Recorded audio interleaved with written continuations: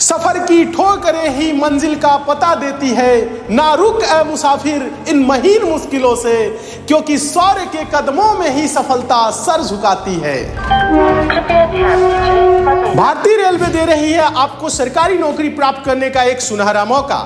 Railway group D की तैयारी कर रहे छात्रों के सिलेक्शन को 100% श्योर करने के लिए एसएससी मेकर लेकर आया है श्योर सिलेक्शन बैच, जिसमें आपकी तैयारी को एकदम दमदार तरीके से कराया जाएगा। तो बिना देरी किए अभी ज्वाइन करें एसएससी मेकर का श्योर सिलेक्शन बैच मात्र 350 रुपए में। अधिक जानकारी के लिए डाउनलोड करें एसएससी मेकर का ऐप या दिए गए नंबर पर कॉल करें।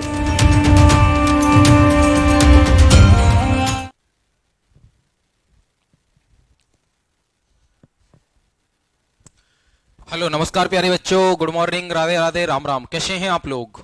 मैं दुष्यंत सागर आप सभी का हार्दिक स्वागत करता हूं आपके अपने यूट्यूब चैनल एसएससी मेकर पर। तो सभी को नमस्कार, सभी को राधे राधे, सभी को राम राम। भाई कैसे हैं आप लोग? जल्दी से आप लोग आ जाइए, फिर हम लोग क्या करते हैं, क्लास को स्टार्ट करते हैं और सारी चीजों को समझते हुए क्या करेंगे, आगे बढ़ जाएंगे। ठीक है भाई? तो एक बार जल्दी से आप लोग आ जाओ भाई, सभी बच्चे आ जाएंगे, फिर हम लोग क्या करते हैं, क्लास को आगे बढ़ाते हैं। ठीक है जी? तो देखो, आप लोग बहुत अच्छे से जानते हैं कि ये जो आपकी क्लास है डेली होती है कितने बजे भाई? डेली होती है सुबह 7 बजे। ठीक है? ये जो आपकी क्लास है डेली कितने बजे होती है? तो आप कहोगे भैया डेली होती है सुबह 7 बजे। तो इस क्लास को हमें समझना है भाई, डेली आना है आपको सुबह 7 बजे। क्लियर है? और ये जो आपकी क्लास हो रही है किसके लिए चल रही है? ग्रुप डी के लिए चलाई जा रही है। ठीक है? ग्रुप डी और एनटीपीसी के लिए।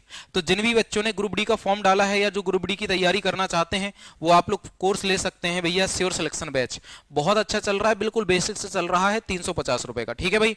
आप लोग इसको ज्वाइन कर सकते हैं। और जो भी बच्चे तैयारी कर रहे हैं एनटीपीसी की, किसकी? एनटीपीसी की तैयारी कर रहे हैं, तो मेरे भाई ध्यान देना, एनटीपीसी वाले बच्चों के लिए बहुत अच्छा बैच है हमारा तेजस बैच। इसको भी आप लोग ज्वाइन कर सकते हैं मात्र 499 रुपए में। पूरा वीडियो कंप्लीट कोर्स आपको मिल जाएगा, बिल्कुल बेसिक से पढ़ाया गया है। ठीक है? तो स्टार्ट करते हैं हम लोग।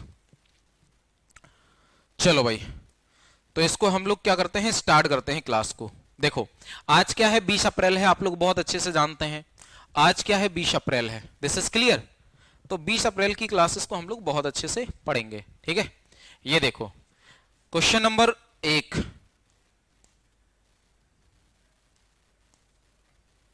क्वेश्चन नंबर 1, इसका आप लोग आंसर कीजिए। क्वेश्चन नंबर 1 का आंसर कैसे करोगे? बस आपको क्या करना है, जैसे आपने क्वेश्चन नंबर 1 को पढ़ लिया, ठीक है, आपको लगता है कि हमारा ए ऑप्शन सही है, तो 1 का आंसर आप लोग क्या करेंगे, 1 ए आंसर करेंगे। यदि आपको लगता है, आप में से जिन भी बच्चों को बी आंसर लगता है, तो आप लोग क्या करेंगे, 1 का आंसर बी करेंगे। या आप में से जिन भी बच्चों का आंसर, जिसको समझ में आता है कि हमारा सी ऑप्शन है, तो आप लोग 1 का आंसर सी करेंगे। और जिसको समझ में आता है कि हमारा डी ऑप्शन है, तो आप लोग क्या करेंगे, 1 का आंसर डी करेंगे। इस फॉर्मेट में आप लोग क्या कर दो भैया, आंसर कर दो सभी बच्चे। ठीक है? फिर हम लोग आगे बढ़ते हैं। तो ये देखो कितना प्यारा क्वेश्चन पूछा गया है। निम्नलिखित में से कौन सा नेत्र रोग नहीं है? ऐसा क्या है जो नेत्र रोग नहीं है? बताओ भाई फटाफट से। तो आप कहोगे नेत्र रोग नहीं है, घेंगा रोग। क्योंकि जो घेंगा रोग है ये कहां पे होता है? ये गले में होता है। कहां पे होता है? गले में होता है। ठीक है? और कहां पे होता है ज्यादातर? ये पहाड़ी क्षेत्रों में, पहाड़ी क्षेत्रों में होता है। ठीक है? जो भी पहाड़ी क्षेत्रों के जो व्यक्ति होते हैं उनको ज्यादातर ये देखने को मिलता है। ये किसकी कमी से होता है? कमी किसकी कमी से होता है? तो आप कहोगे भैया आयोडीन की कमी से होता है। आयोडीन की क्या होता है? कमी से होता है। ये भी आपको क्या करना है मेरे भाई, नोट कर लेना है। तो घेंगा रोग क्या है भैया? मनुष्य का आंख का रोग नहीं है, नेत्र का रोग नहीं है। जैसे जो नेत्र का रोग मेन माना जाता है, जैसे कि एक तो कलर ब्लाइंडनेस हो गया है, निकट दृष्टि दोष हुआ, दूर दृष्टि दोष हुआ, निकट दृष्टि दोष हुआ, दूर दृष्टि दोष हुआ, दूर दृष्टि दोष हुआ। ठीक है? दृष्टि दोष हुआ, दूर दृष्टि दोष हुआ। तो ये दोष मेन है।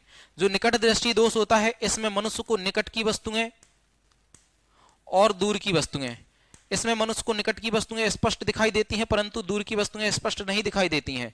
लेकिन जिसको दूर दृष्टि दोष होता है, जिसको दूर दृष्टि दोष होता है, उसको निकट की वस्तुएं स्पष्ट दिखाई नहीं देती हैं और दूर की वस्तुएं स्पष्ट दिखाई देती हैं। समझ गए? ये मामला है। जो दोष होगा वही वस्तु स्पष्ट दिखाई देगी। हाँ, ये बिल्कुल फैक्ट है। ये क्या है? बिल्कुल फैक्ट है मेरे भाई। तो आंसर क्या आ जाएगा? सी ऑप्शन इसका बिल्कुल सही हो जाएगा। क्वेश्चन नंबर बी करेंगे आप लोग। बी कह रहा है चंद्रमा पर कदम रखने वाला पहला व्यक्ति कौन था? चंद्रमा पर कदम रखने वाला पहला व्यक्ति कौन था? तो नील आर्मस्ट्रांग। कौन था? Neil Armstrong. कब गए थे? 1969 में गए थे। किससे? अपोलो 11 से। अपोलो 11 से गए थे। ये किसका यान है? ये यूएसए का यान है, यूएसए का। ठीक है भाई। तो पहले व्यक्ति नील आर्मस्ट्रांग हो जाएंगे, दूसरे हो जाएंगे भाई कौन से? बज्र एल्ड्रिन, और तीसरे हो जाएंगे माइकल कॉलिंस। तो माइकल कॉलिंस तो यान में ही बैठे रहे, लेकिन जो बज्र एल्ड्रिन है वो दूसरे व्यक्ति हैं जिन्होंने चंद्रमा पर कदम रखा। पहले व्यक्ति कौन है? Neil Armstrong. आंसर क्या आ जाएगा आपका? सी ऑप्शन आ जाएगा। ठीक है। क्वेश्चन नंबर 3, न्यूटन के मापन की इकाई क्या है? न्यूटन के मापन की इकाई क्या है? न्यूटन। यदि न्यूटन को मापना होगा तो न्यूटन के मापने की जो इकाई है वो क्या है? बल है। अच्छा, अरे यार, न्यूटन मापन की इकाई है। किसके मापन की इकाई है? बल। यानी बल का मात्रक क्या है? न्यूटन है। बल का मात्रक क्या है? न्यूटन है। तो आंसर क्या आ जाएगा आपका? डी ऑप्शन आ जाएगा मेरे भाई, डी ऑप्शन। ठीक है। भुवन क्या है? व्हाट इज द भुवन?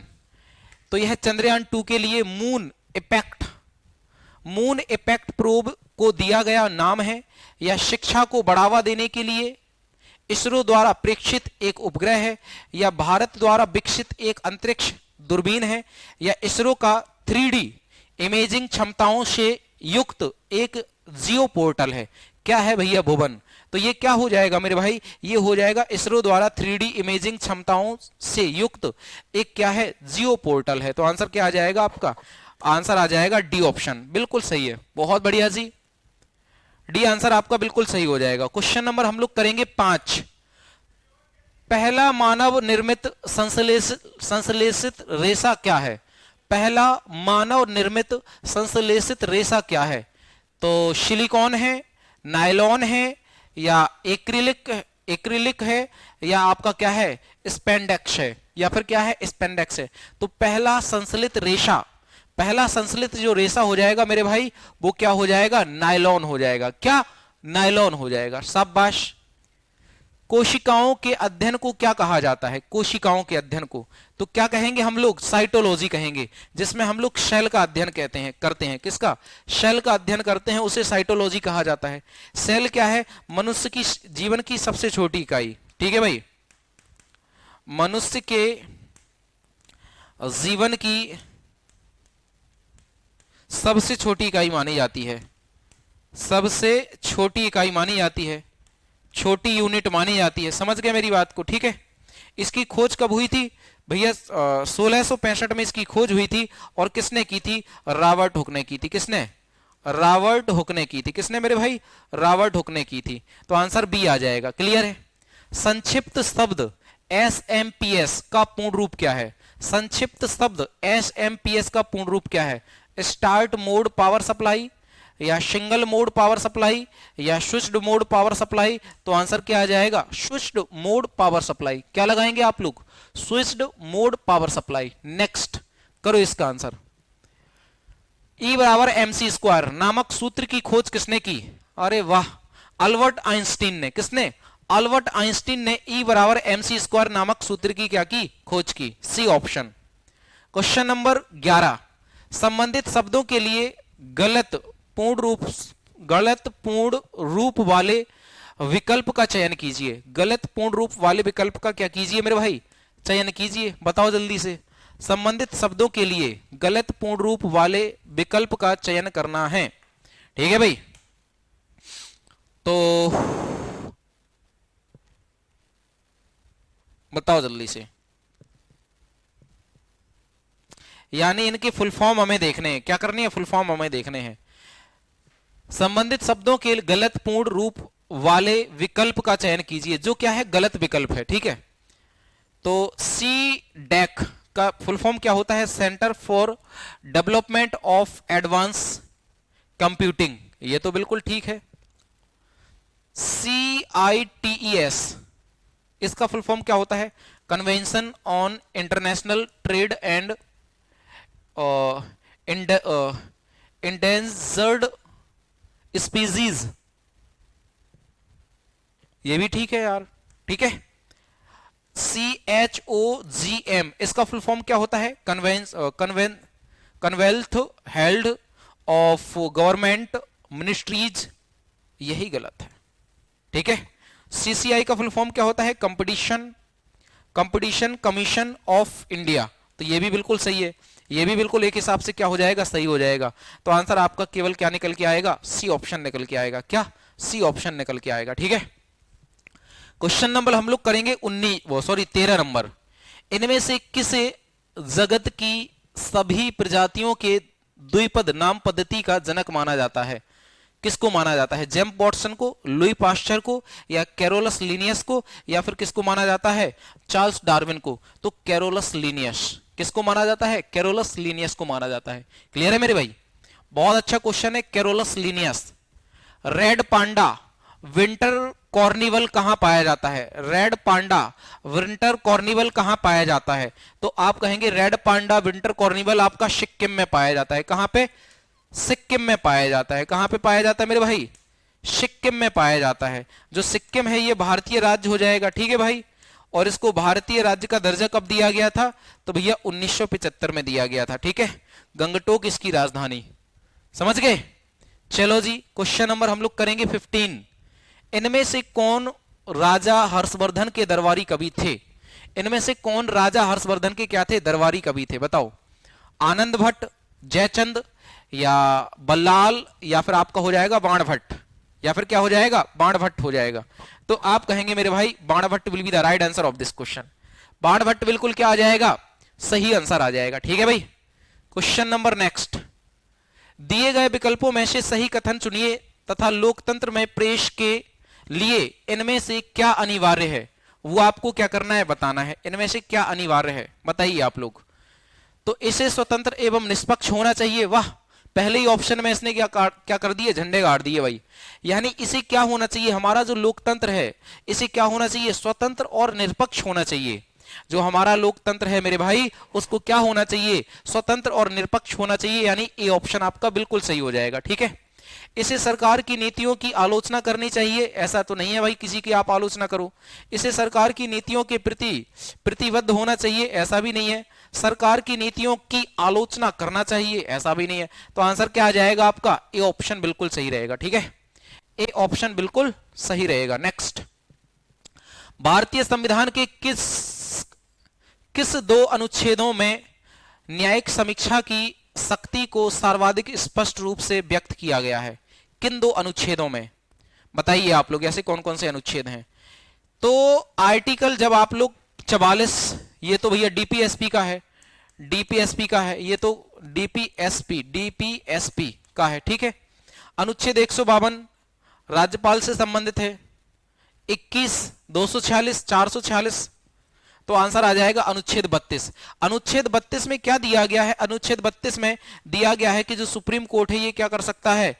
ये रिट जारी कर सकता है। ये क्या कर सकता है? रिट जारी कर सकता है।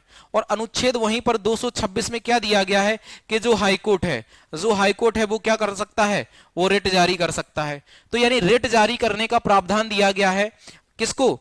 एक तरफ दिया गया है आर्टिकल 32 को सुप्रीम कोर्ट कर सकता है रिट जारी, वहीं पर हाई कोर्ट क्या कर सकता है? आर्टिकल 226 के अकॉर्डिंग रिट जारी कर सकता है। ठीक है, तो आंसर आपका सी ऑप्शन हो जाएगा। Next, question number 18।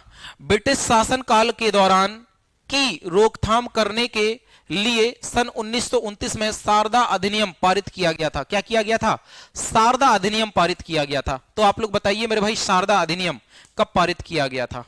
शारदा अधिनियम जो है ये कब पारित किया गया था? सती प्रथा में, या बाल विवाह में, या शिशु हत्या में, या आपका बहु विवाह में? तो जो शारदा अधिनियम है मेरे भाई ये किसके लिए पारित किया गया था? ये बाल विवाह के लिए पारित किया गया था। किसके लिए? बाल विवाह के लिए पारित किया गया था। क्योंकि उस टाइम पे क्या हो रहा था कि जो बच्चे थे उनकी बच्चों की ज्यादातर शादी करवाई जा रही थी। छोटे से हैं लेकिन उनकी क्या करवा दी गई? शादी करवा दी गई। ठीक है, तो ऐसी स्थिति में क्या होते थे? जैसे ही शादी हो जाए भैया, आपकी भी होगी शादी, आप परेशान मत होना। ठीक है, आएगा वो पल भी आएगा जब आपकी जिंदगी में किसी दूसरे का साथ होगा, तो एक अलग ही दिशा बन जाती है भाई, अलग ही माहौल बन जाता है। मतलब बिल्कुल जिंदगी एक अलग रूट पे पहुंच जाती है। ठीक है, अभी आप एक ठीक है जो हैं, लेकिन शादी के बाद एक अलग ही चेंज हो जाता है। तो अब भाई आप क्या करेंगे? 10 साल के बच्चे का रूट चेंज कर देंगे, 15 साल के बच्चे का रूट चेंज कर देंगे, तो सोचो अब्बू कहां जाएगा? कहां जाएगा? ना उसको ये पता कि हमें अपनी लाइफ में क्या करना है, हमें अपनी लाइफ के लिए क्या बेस्ट डिसीजन होना चाहिए, हम ऐसा क्या काम करें जिससे हमारी लाइफ मतलब अच्छी हो जाए, ये चीजें उन्हें पता नहीं चल पाती। तो क्या किया गया? बाल विवाह एक्ट लाया गया। ठीक है भाई, आंसर क्या आ जाएगा आपका? बी ऑप्शन बिल्कुल सही हो जाएगा। क्वेश्चन नंबर 19 का आंसर कीजिए। किस मूल भारतीय राजवंश ने अपने शासकों के चित्र वाले सिक्के जारी किए? अपने शासकों के चित्र वाले क्या किए? सिक्के जारी किए। तो पांड्य वंश, पेशवा वंश, राष्ट्रकूट वंश, सातवाहन वंश। सातवाहन वंश। और इसी वंश ने क्या किए? शीशे के सिक्के जारी किए थे। किसके? शीशे के सिक्के जारी किए थे। क्वेश्चन पूछा जाता है कि शीशे के सिक्के जारी करने वाला, शीशे के सिक्के जारी करने वाला कौन सा वंश है? तो सातवाहन वंश। और सातवाहन वंश में जैसे कोई भी राजा होगा तो वो अपनी ही शकल के सिक्के जारी करेगा, अपना चेहरा क्या करेगा? सिक्कों में छपवाएगा। ठीक है, तो सातवाहन वंश की स्थापना किसने की थी? शिमुक ने की थी। सिमुक ने की थी। ये भी आपको क्या करना है? नोट करना है मेरे भाई। ठीक है, अपने सिक्कों पर स्वयं को वीणा बजाते हुए किसने दर्शाया है? तो आप कहोगे समुद्रगुप्त ने। समुद्रगुप्त ने। जब समुद्रगुप्त राजा बना था, समुद्रगुप्त, इसी को भारत का नेपोलियन कहा जाता है। क्या कहा जाता है? भारत का नेपोलियन माना जाता है। नेपोलियन। ठीक है, इसी को भारत का नेपोलियन कहा जाता है। तो समुद्रगुप्त जब राजा बना तो इसने जो सिक्के जारी करवाए वो स्वयं को बीड़ा बजाते हुए, बढ़िया ये बीड़ा बजा रहा है और वही फोटो सिक्कों पे चल रही है। समझ गए? तो सी आंसर बिल्कुल सही हो जाएगा। क्वेश्चन नंबर 20 करेंगे आप लोग। ठीक है भाई, फटाफट से इसका आंसर करो। निम्नलिखित में से कौन सा राज्य भारत की 7 बहनों में के अंतर्गत शामिल नहीं है? भारत की 7 बहनों के अंतर्गत नहीं है। तो 7 सिस्टर में कौन कौन सा जोड़ा जाता है राज्य? एक तो असम हो गया, वहां पे अरुणाचल प्रदेश हो गया, अरुणाचल प्रदेश हो गया। ठीक है भाई, उसके बाद नागालैंड हो गया, नागालैंड हो गया, फिर मणिपुर हो गया, मणिपुर हो गया, फिर मिजोरम हो गया, मिजोरम हो गया, फिर त्रिपुरा हो गया, त्रिपुरा हो गया, और ये आपका मेघालय। तो ये टोटल कितने? 7 हैं। 1 2 3 4 5 6 7। तो ये 7 राज्यों को क्या कहा गया है? 7 सिस्टर कहा गया है, जो पूर्वी क्षेत्र में स्थित हैं भारत के। ठीक है भाई, तो कह रहा है भारतीय 7 बहनों के अंतर्गत नहीं है। तो भैया मेघालय, नागालैंड, सिक्किम नहीं है। देख लो जरा, सिक्किम नहीं लिखा हमने, तो सिक्किम आंसर बिल्कुल सही हो जाएगा। ठीक है, सिक्किम आंसर बिल्कुल सही हो जाएगा। नेक्स्ट, भारत सरकार अधिनियम 1935 किस पर आधारित था? भारत शासन अधिनियम 1935 किस पर आधारित था? ब्रिटिश भारत के प्रांतों के अधिवेशन का सिद्धांत पर, या भारत की स्वतंत्रता की स्वीकृति पर, या संविधान सभा के मसौदे की स्वीकृति पर, या एक संघीय एवं संसदीय प्रणाली के सिद्धांत पर? बताओ जल्दी से। तो ये किस पर था? किस पर आधारित था? और यही क्या था? भारत का सबसे बड़ा अधिनियम था। भारत का सबसे बड़ा अधिनियम था। यही क्या था? भारत का सबसे बड़ा अधिनियम था। ये आपको क्या करना है मेरे भाई? याद कर लेना है। ठीक है, और 1935 का जो अधिनियम था, इसी का प्रभाव भारतीय संविधान पर सबसे ज्यादा पड़ा। यानी इसका प्रभाव भारतीय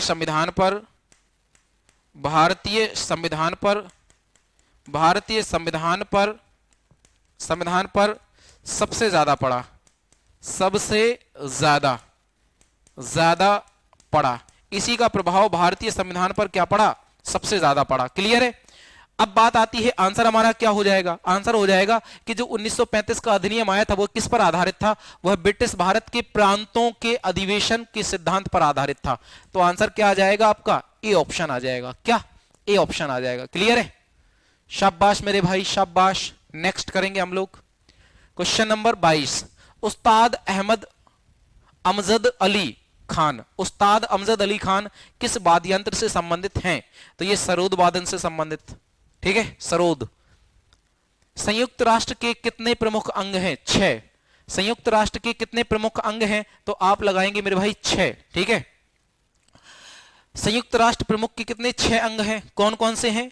तो एक महासभा हो जाएगा, एक सुरक्षा परिषद हो जाएगा, एक आर्थिक और सामाजिक परिषद हो जाएगा, एक ट्रस्टीशिप परिषद हो जाएगा, और एक अंतरराष्ट्रीय न्यायालय हो जाएगा, और नेक्स्ट हो जाएगा संयुक्त राष्ट्र महासचिव। तो देखो 3 ये हो गए और 3 ये हो गए, तो ये 3 हो जाएंगे। ठीक है, भाग कितने हो जाएंगे? 3 हो जाएंगे। तो संयुक्त राष्ट्र सुरक्षा परिषद के कितने भाग हैं? आप कहेंगे संयुक्त राष्ट्र सुरक्षा परिषद के 6 भाग हैं। कितने हैं? 6 भाग हैं।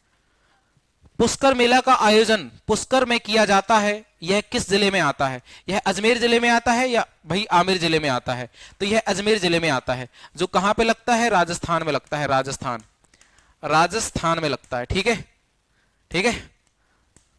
तो ये जो आपका आयोजन है राजस्थान में किया जाता है, राजस्थान के अजमेर में। राजस्थान के अजमेर में एक गणगौर त्योहार भी राजस्थान में एक गणगौर उत्सव भी मनाया जाता है। गणगौर उत्सव भी मनाया जाता है। गणगौर, ठीक है। ये जो गणगौर उत्सव है, ये इस प्रकार का उत्सव होता है कि इसमें जो लड़कियां होती हैं, लड़कियां जो होती हैं वो क्या करती हैं? व्रत रखती हैं और अपने जीवन साथी का चुनाव करती हैं। जीवन साथी का चुनाव करती हैं। ईश्वर से प्रार्थना करती हैं कि हे प्रभु, हमारे जीवन में एक ऐसा राक्षस आए कि हमारी जिंदगी को तबाह कर दे। है भाई, जब तुम भगवान से मांग ही रहे हो तो फिर क्या ही है भाई? ऐसा कुछ होता है क्या? सब लोग मांगते हैं कि हमें वहां का राजकुमार मिले, और वो राजकुमार कहेगा हमें वहां की राजकुमारी मिले, लेकिन ऐसा कुछ नहीं है भाई। जिसके जीवन में जो लिखा है वो होगा। ठीक है, तो परेशान मत हो कि क्या होगा, कैसे होगा, कब होगा, कैसे, कौन मिलेगा। यार अपना बस कर्म करते चलो और नौकरी ले लो एक, फिर तो एक जिंदगी अलग है नौकरी के बाद। ठीक है, तो आंसर क्या आ जाएगा? आंसर ए आ जाएगा। और जो आपका नॉर्थ इंडिया है, इसमें हम लोग तीज वगैरह मनाते हैं। तीज यूपी में जिसको तीजा बोला जाता है। तीजा भी एक व्रत होता है जो लड़कियां रखती हैं। ये भी उसी नाम से फेमस है। हे प्रभु, हे जगन्नाथ, ये त्योहार भी बना दिए आपने, है ना। हम लोगों का कोई त्योहार नहीं है यार, है नहीं है कोई, और होगा तो मुझे पता नहीं है सच में। ठीक है, चलो जी आगे बढ़ते हैं। दिए गए विकल्पों में से विश्व का सबसे बड़ा अभ्रक भंडार कौन सा है? बताओ जल्दी से। अभ्रक, तो आप लोग बहुत अच्छे से जानते हैं कि अभ्रक का उत्पादन सबसे ज्यादा कहां पे होता है? वर्ल्ड लेवल में। तो आप कहोगे भैया भारत में होता है। कहां पे होता है? भारत में होता है। निम्नलिखित में से कौन सा देश सार्क का सदस्य नहीं है? ऐसा कौन सा देश है जो सार्क का सदस्य देश नहीं है? फटाफट से आप लोग बताइए भाई। अफगानिस्तान, पाकिस्तान, नेपाल, या फिर क्या हो जाएगा? मलेशिया। तो Malaysia will be the right answer of this question. Malaysia. SAARC की स्थापना कब हुई थी? 1985 में की गई थी सार्क की स्थापना। और हेडक्वार्टर कहां पे है? नेपाल में है। कहां पे?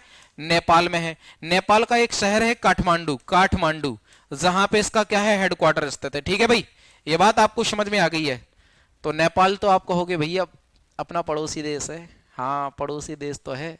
सचिन टिचकुले यहीं से आया था, पाकिस्तान से ऐसा होते हुए बिल्कुल बाघा बॉर्डर से नहीं आया, पकड़ जाता नहीं तो फिर, है ना, ऐसे करके पाकिस्तान से फिर नेपाल, चीन वेन, चाइना वाइना से, ये ऐसे करके सीधा। यार देखो भाई की हिम्मत देखो तुम लौंडे की, है ना। प्यार इसे कहते हैं, प्यार इसे कहते हैं। और तुम प्यार करते हो ऐसा कि भाई फोन कर रहे हो, बात कर रहे हो, यहाँ के कहीं बेल बज जाए तो हाँ रखो भाई, पापा आ गए, बाद में देखेंगे। प्यार यार गया वहां पे, है भाई। क्वेश्चन नंबर 28, राष्ट्रीय हथकरघा दिवस प्रतिवर्ष किस तिथि को मनाया जाता है? राष्ट्रीय हथकरघा दिवस प्रतिवर्ष किस तिथि को मनाया जाता है? फटाफट से आप लोग बताइए। क्या अगस्त में मनाया जाता है 7 अगस्त को, 19 जनवरी को, या फिर आपका 19 जुलाई को, या फिर कब मनाया जाता है? 15 अगस्त को।